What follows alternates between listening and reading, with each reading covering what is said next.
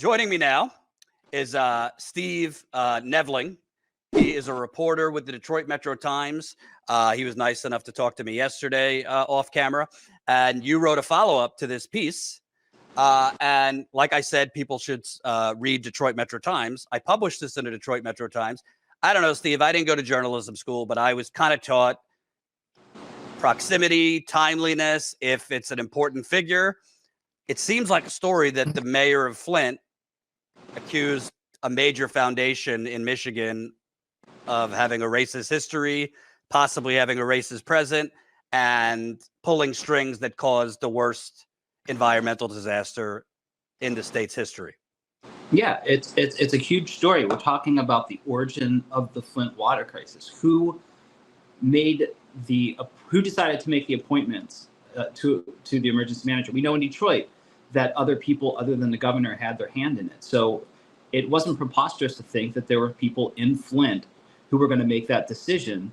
And this is an unelected position. The emergency manager, that system helped create what became the Flint water crisis. So the idea that this new news, which is huge, that there was a very powerful organization that had a hand in pulling the strings of who would be the next emergency manager, that's significant news.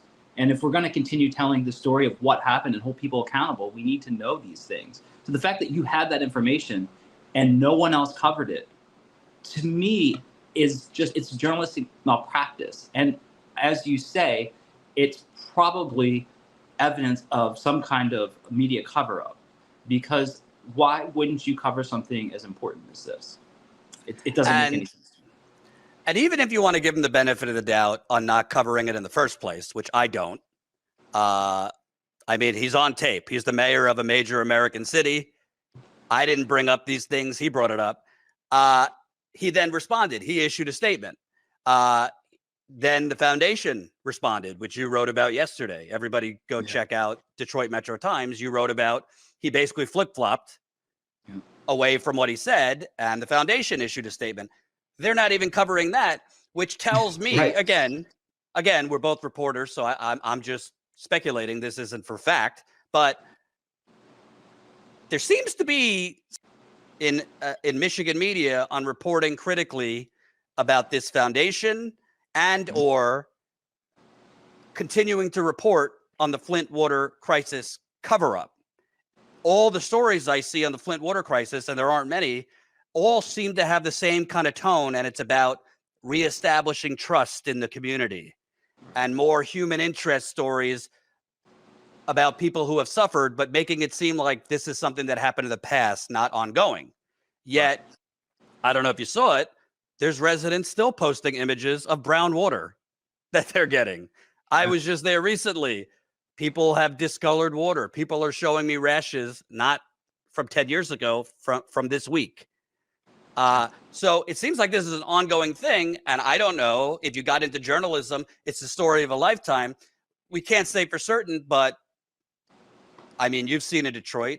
It seems to me there might be some media outlets that for whatever reason have trepidation about reporting this story or reporting about this foundation.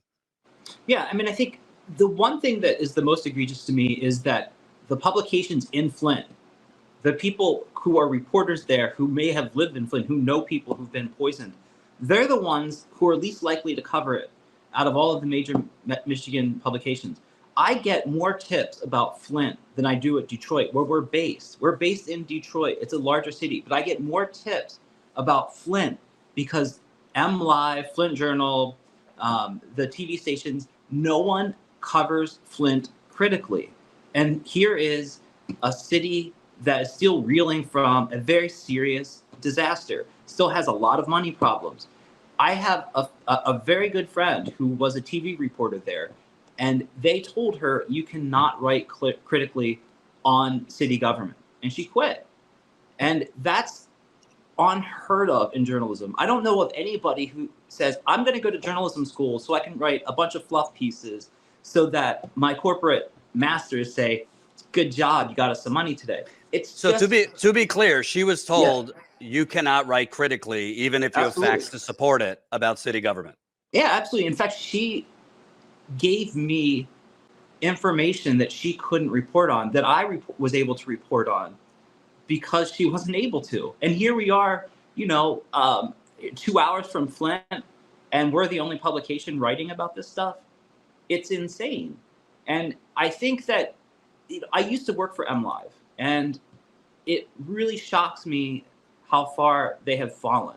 I mean, you have such a great responsibility when you're a journalist at a struggling city like that. People are struggling, and it's in places like that where there's no coverage. That's what breeds corruption. And that's what's going to continue to happen. Well, I will say, I mean, this is just a fact. You could look it up. MLive, which is the Flint Journal, I believe in the 2010s, relocated, and they are now in a downtown Flint building that is owned by a Mott-funded real estate company. They are renting space in downtown Flint. This is the Flint Journal. They are renting space from a Mott-funded real estate company. I understand that journalists have to eat and feed their family. I get it.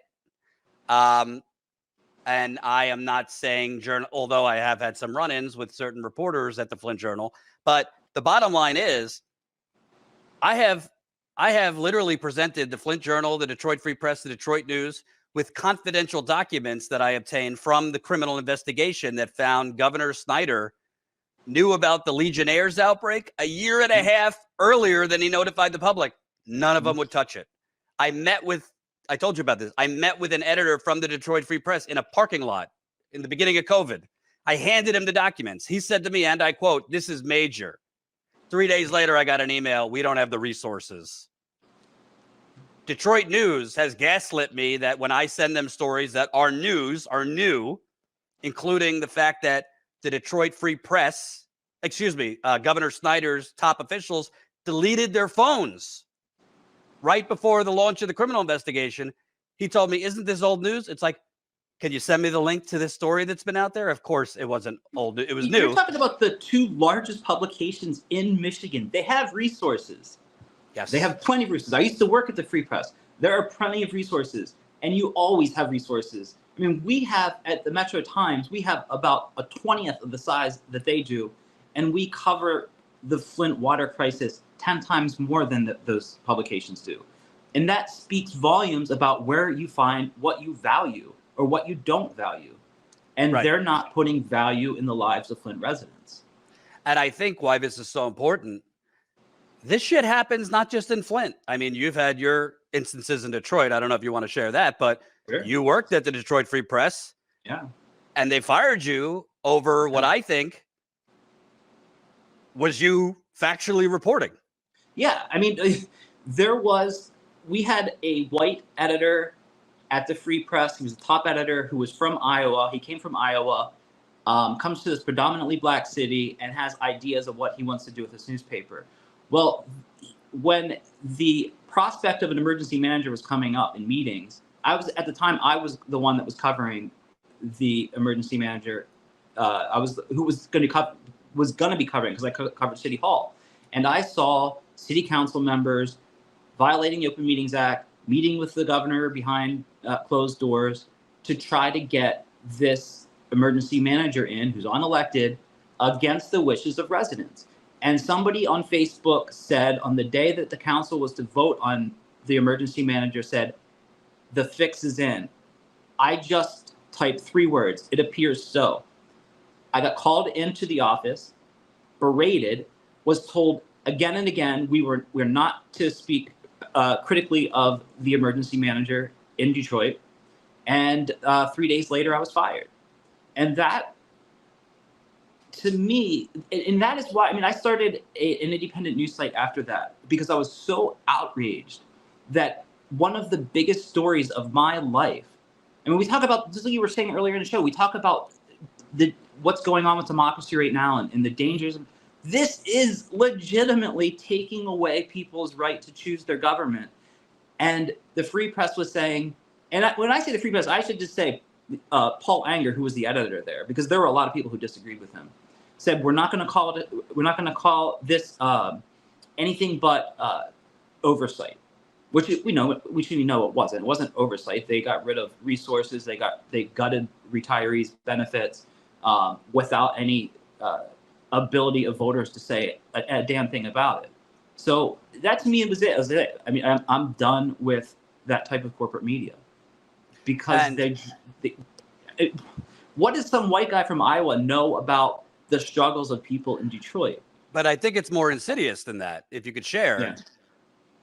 From what we talked about, he felt that if covering it critically, then he felt basically the economy was tanking. That's right. And if the economy in Detroit, and this was like at a time when the economy the country was tanking. It was that's right. 2007, 8, 9, 10, the financial crash. Detroit lost a lot of money as a result of stupid ass government policy that did a lot of those credit default swaps.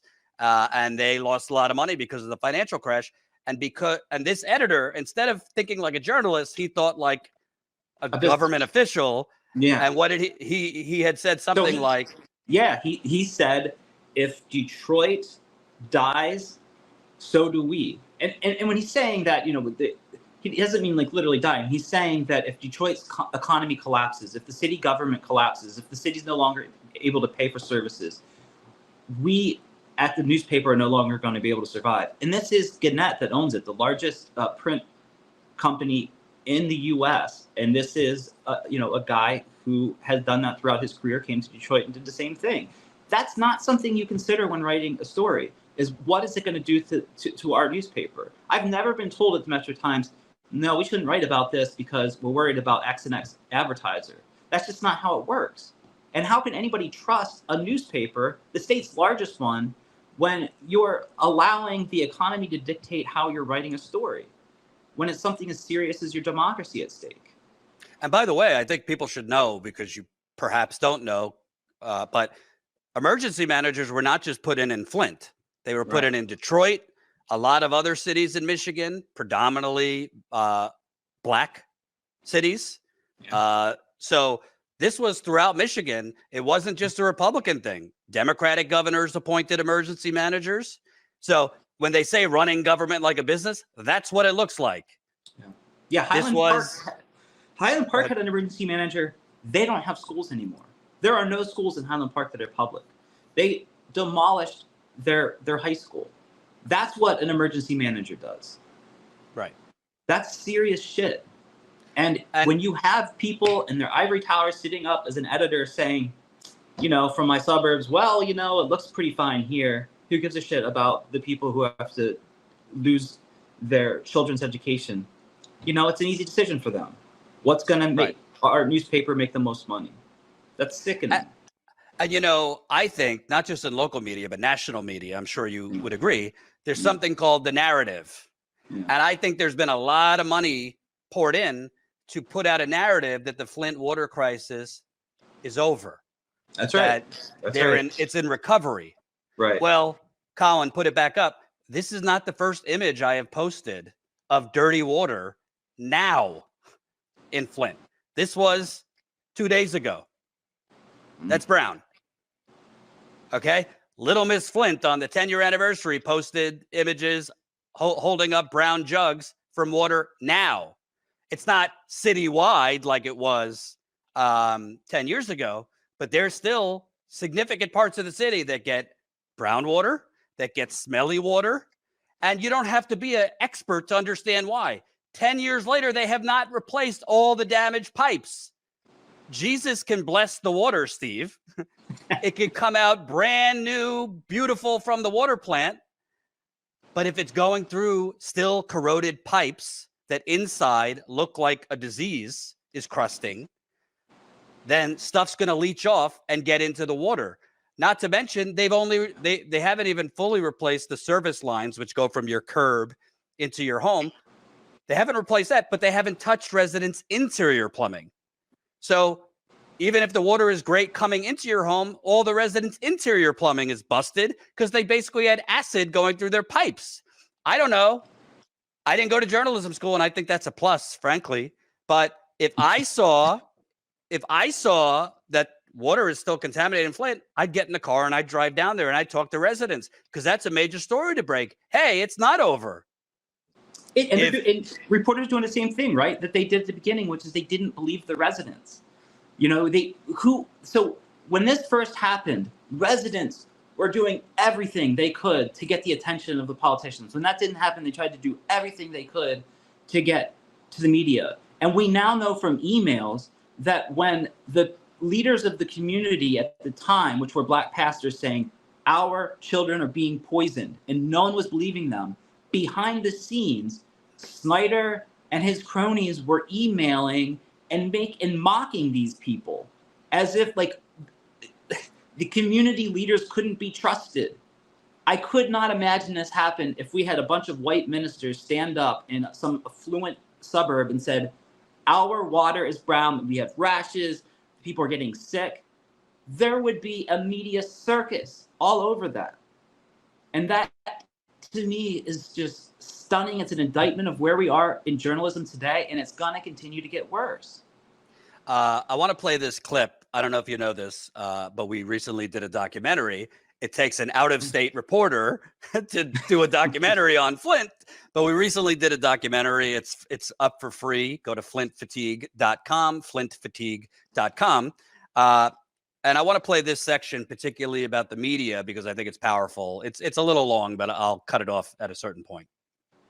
I believe the media is complicit in this because a community could only be left to die slowly if the people that are supposed to be exposing it are asleep at the switch. What is the media's role in this still being a crisis 10 years later? So the media, especially the national media, has been a double-edged sword. We're seeing all of it and living all of it every single day.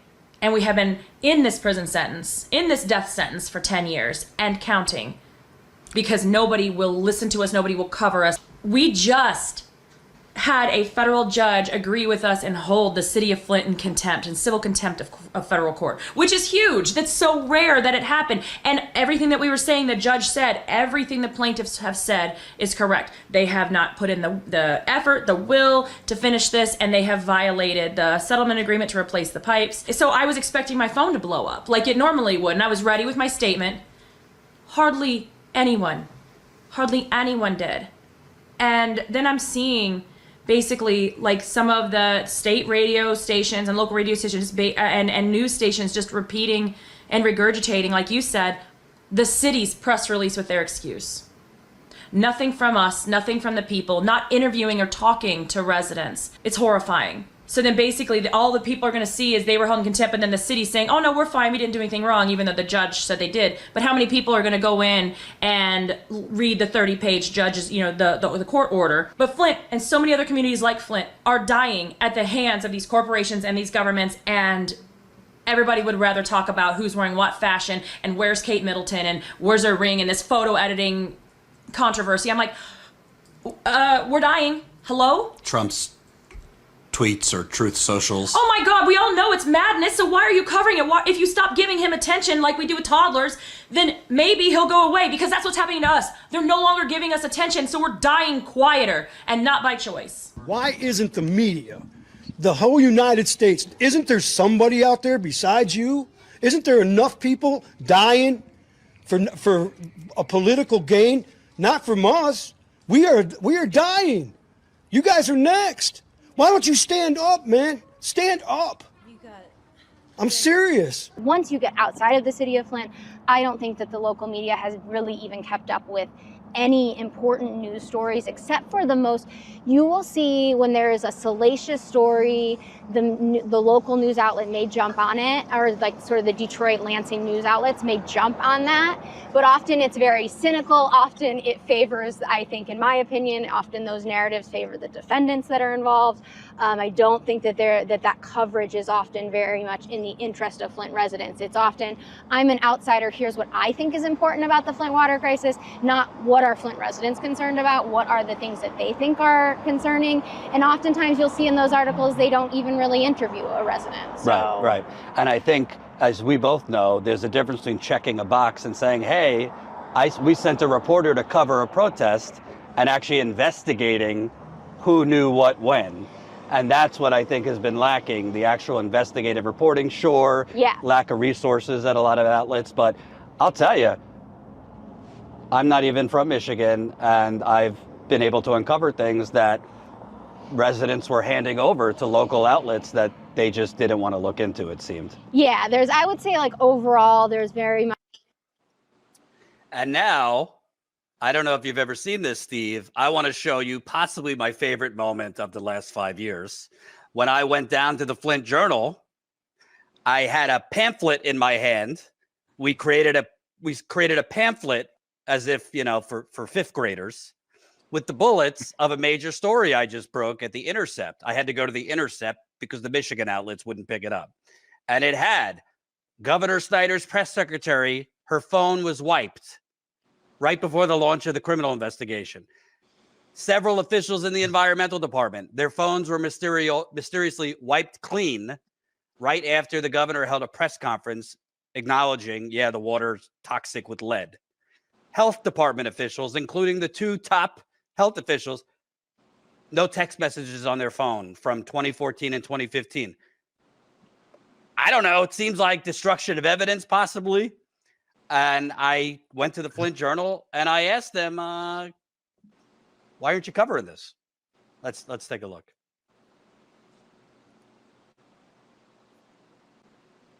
Much been like a lack of interest in continuing through now.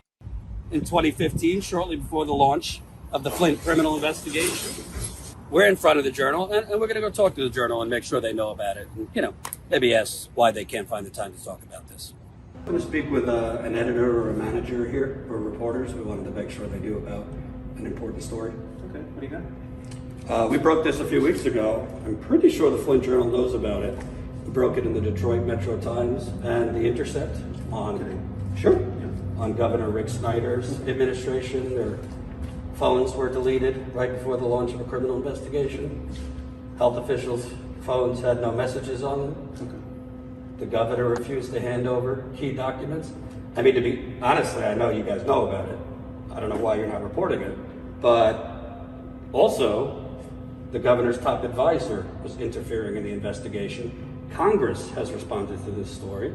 They say they're investigating it, but the Flint Journal, interestingly enough, has not reported it. I don't know why. We also broke last year that the governor's top advisor was going around Flint offering payoffs to residents. Flint Journal didn't report that either. I'm sure you're a good fellow, but I think the Flint Journal should inform residents about these things. None of the facts have been disputed. Rashida Tlaib, as you know, she spoke out on this. Michael Moore has spoken out on this. Ro Khanna, the congressman, has spoken out about this. Erin Brockovich actually said, this is the biggest cover-up you'll ever read. The House Oversight Committee responded to it, said they were going to investigate it. Of course, they did nothing. That guy looked like I had three heads.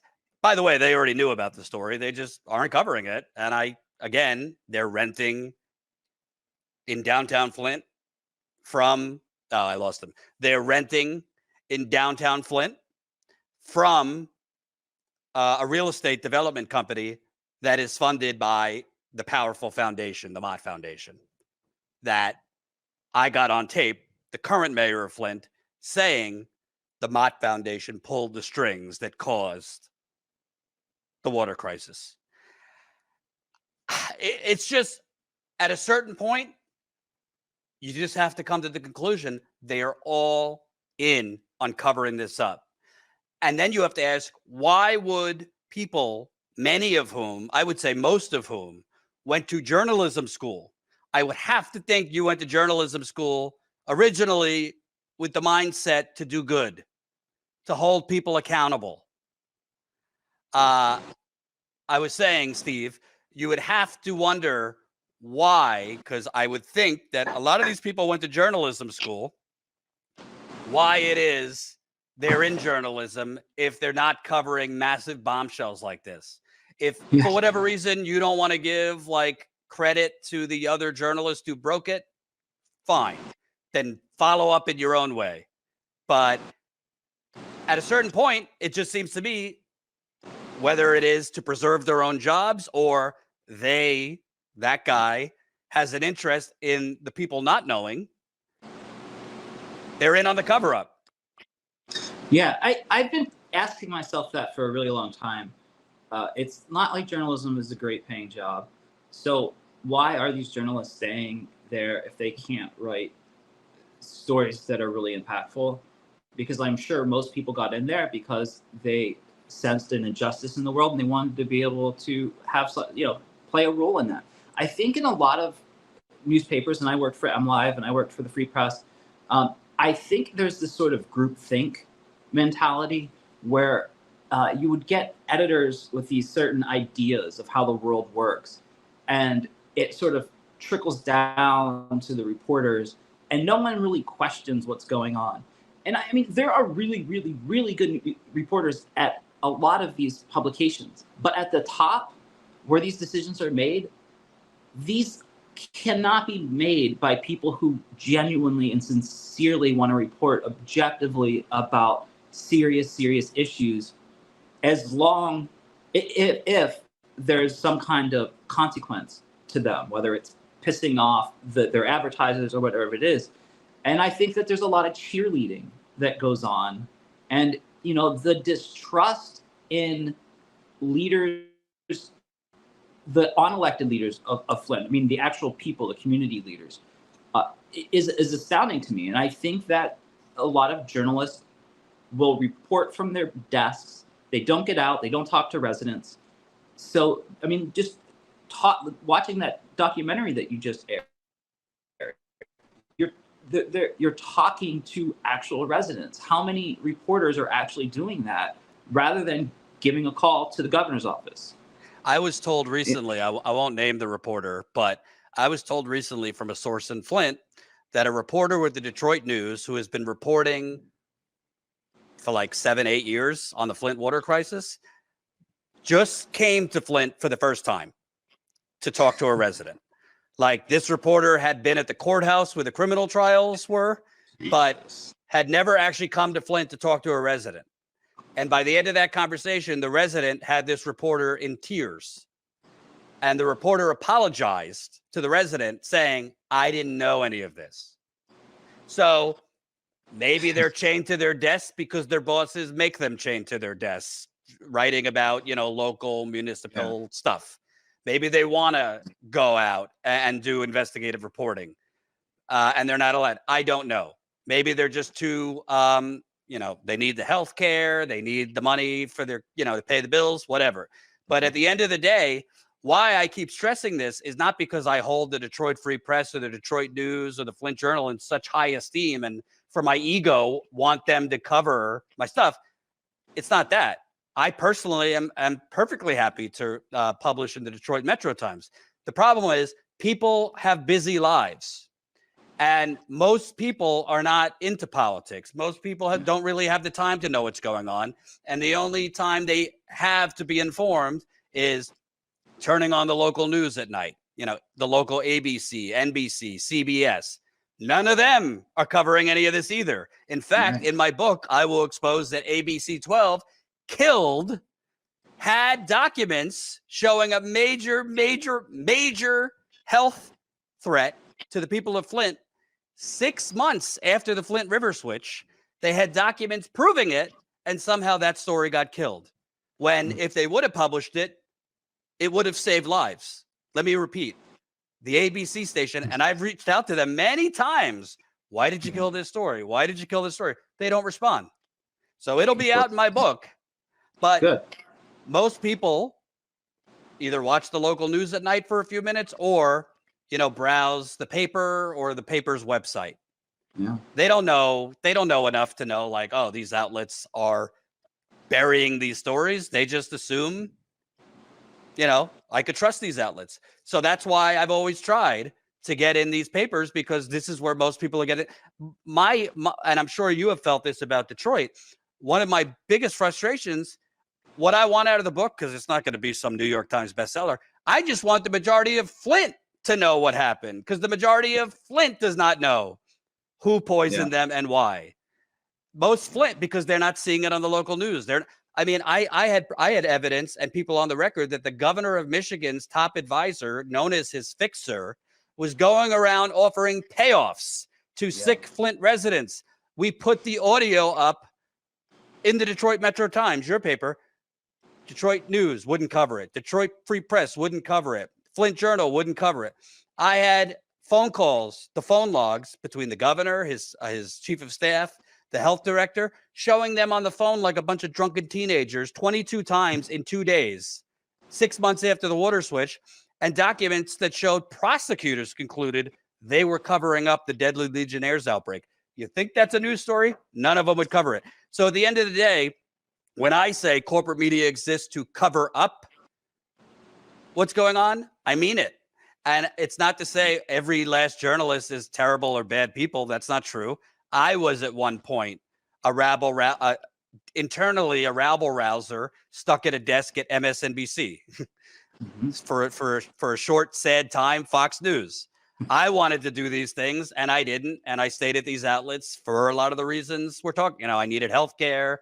I was in my early 20s and was more interested in, my social life. But at the end of the day, if you need a job, go do something else. Don't, because they are the gatekeepers. And this is life or death information. I think people need to know this stuff. Any parting thoughts? Because this is not just Flint. Stuff like this happens in Detroit and elsewhere. Yeah, I mean, I think that this is just yet another example of what is happening to the media right now. They're struggling financially and they're hunting for clicks. And it's a lot easier to get your reporter to write 3 stories from their desk and hope you can get those clicks to make the advertisers happy. But what people don't realize is if you become a part of a community by getting trust from people and doing those in-depth stories, people are going to come back and read it. So, I mean, there is a way to make this model work financially. But I'm really glad we talked. I think one of the things that you said yesterday absolutely broke my heart, and it was that you were sitting on a porch with a kid that couldn't count to 10. And that's one of the things that we're going to see for a really, really long time is the long-term effects of lead exposure. It is going to cause so many problems, and it's not over time. These outlets aren't covering right now that Flint has one of the highest surging cancer rates in America. It got like one news headline and that's it. They're not even covering that. Yeah, well, thank God for you. I really appreciate you having me on because it's people like you that are able to inform people in ways that you can. I mean, the fact that an out-of-state reporter is leading this coverage is both admirable and really sad. And I have much respect for you doing that. So I appreciate the opportunity to be on. And I really, really encourage people, even if you're not from Michigan or Detroit, check out Detroit Metro Times, because if you want to actually see what like real living, breathing journalism looks like that actually is not fearful to piss off a foundation or a politician, Detroit Metro Times is doing it. I mean, they do great work. A lot of it's about Detroit and Michigan, but it's all the same shit. Government being purchased, government officials being bought off, environmental stuff, police, you name it. A lot of it's in the Detroit Metro Times. So people definitely check out Detroit Metro Times. Many thanks. Thanks for having me on. Appreciate you. Absolutely.